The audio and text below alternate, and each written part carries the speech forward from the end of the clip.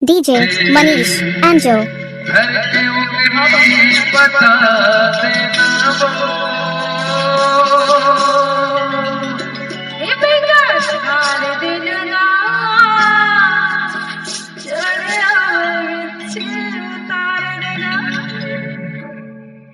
कौन जगह मारिस पे थी घर की उंगली बता देना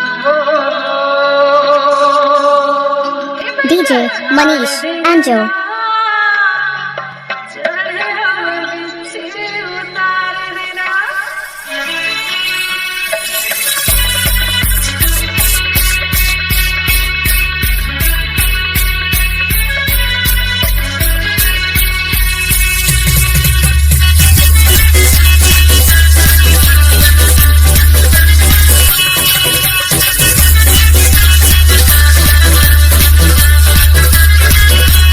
DJ Manish Anjo.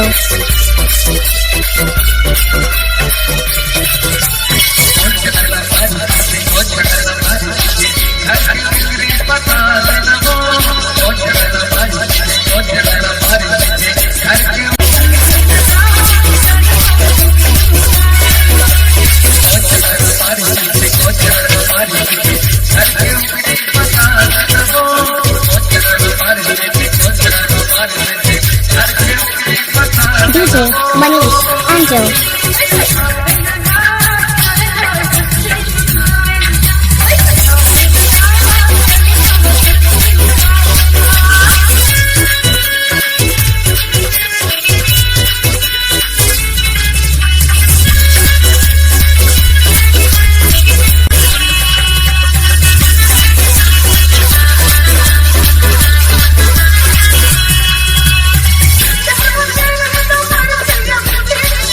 DJ Manish Anjo.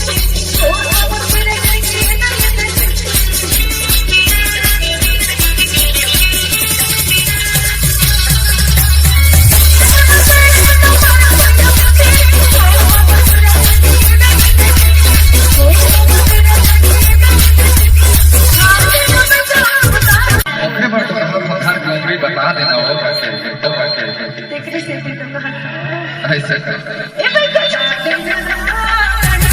DJ Manish Anjo.